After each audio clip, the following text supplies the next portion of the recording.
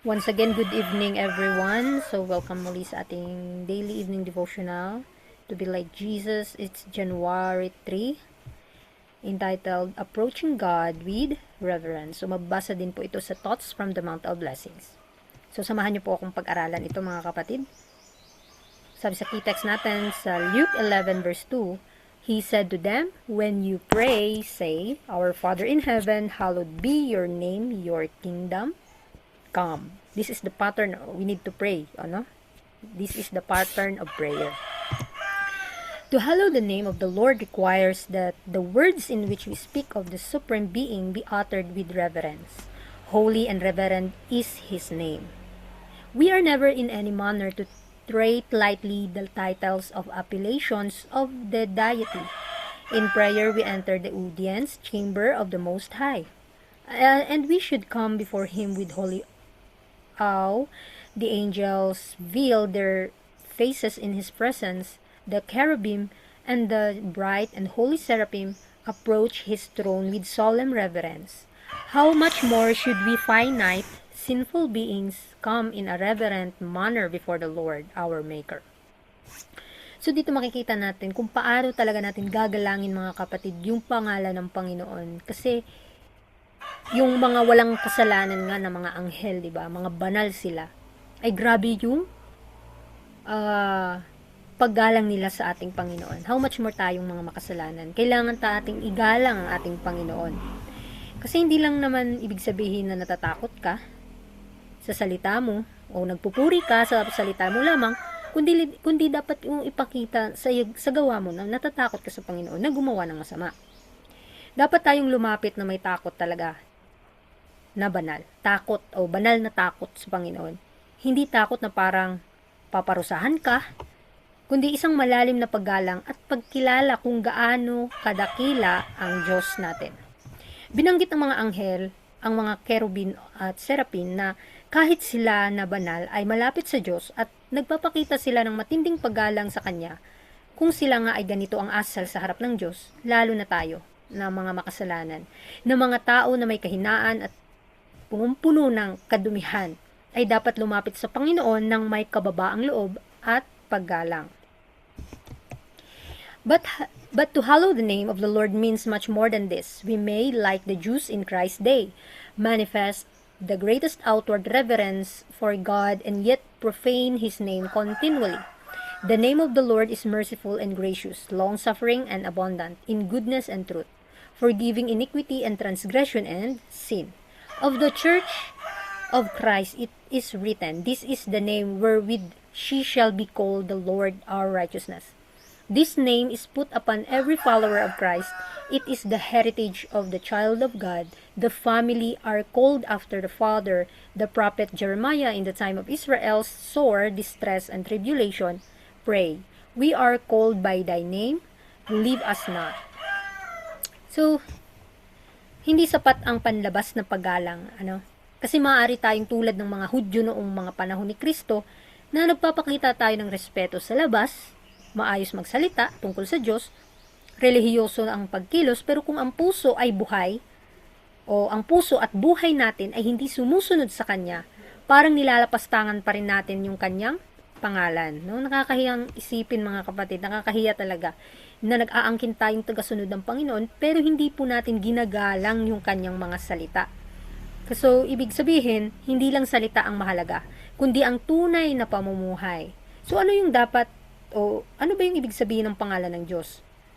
Ang pangalan ng Diyos ay hindi lang literal na pangalan. Ito ay kumakatawan sa Kanyang likas na katangian. Siya ay maawain, mapagpala, matiisin, sagana ng kabutihan at katotohanan na nagpapatawad ng kasalanan. Kaya kapag sinasabi nating pinapabanal natin ang Kanyang pangalan, ibig sabihin ay pinapakita po natin yung Kanyang buhay, yung Kanyang karakter.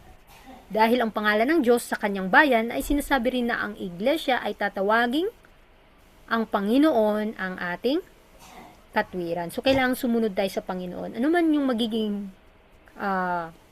posisyon natin sa buhay. Ano man yung magiging resulta ng pamumuhay natin. This name is hallowed by the angels of heaven.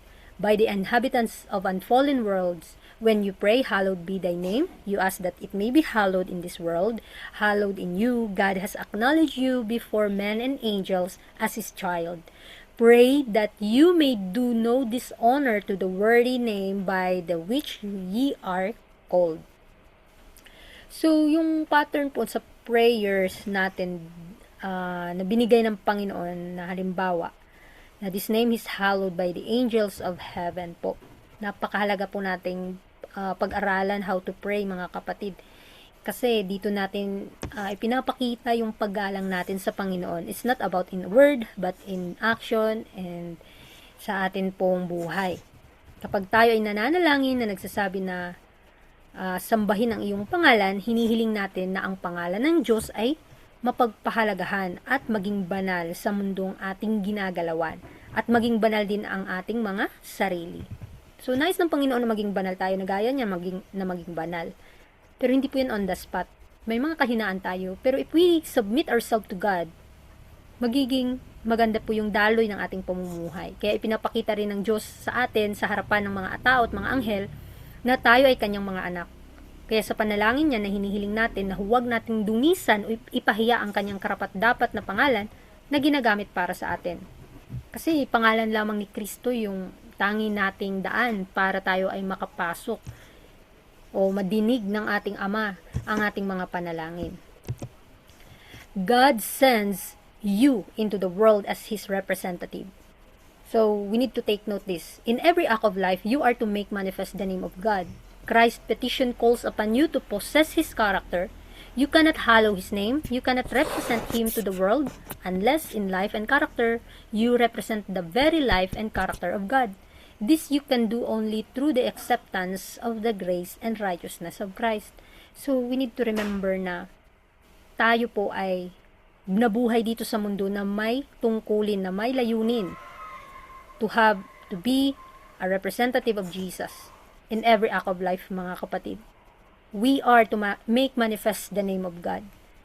So, paalala po sa atin na ang tanging paraan upang magawa natin ito sa pamamagitan ng pagtanggap sa biyaya at katwiran ni Kristo, sa pamamagitan niya, nagkakaroon tayo ng kakayahang mamuhay na maging banal, tapat, at kapareho ng karakter ng Diyos. Kasi hindi naman natin maipagmamayabang na we have a character like Christ.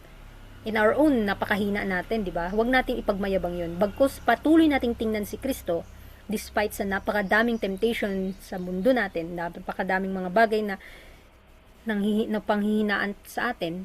Pero kapag looking unto Christ always, sa madaling sabi, ang pagpapahayag ng kabanalan at kabutihan ng Diyos sa mundo ay posible lamang sa pamamagitan ni Kristo. At ang ating buhay ay dapat maging salamin ng kanyang karakter. This is the will of God, even our sanctification. We need to have Christ in life para maipakita natin yung karakter ni Kristo sa mundong ito, ating ginagalawan. Kaya sa ating pag-aaral for this evening, nawa galangin natin ang pangalan ng Panginoon sa lahat ng bagay. Sa anuman yung mga bagay na ginagawa natin, nandiyan yung Panginoon na sa atin, lalong-lalo na sa pag-aaral ng kanyang mga salita. Kaya maraming pong salamat sa inyong pong pakikinig. Praying, hoping na na-bless po kayo this evening. And once again, good evening. God bless sa ating lahat.